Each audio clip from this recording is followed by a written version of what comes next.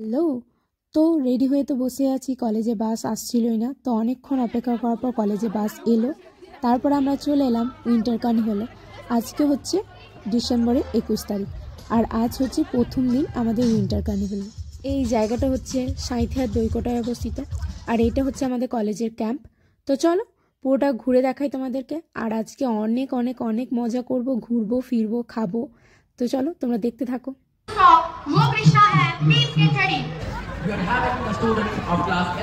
চল না ট্রেনে চাপি।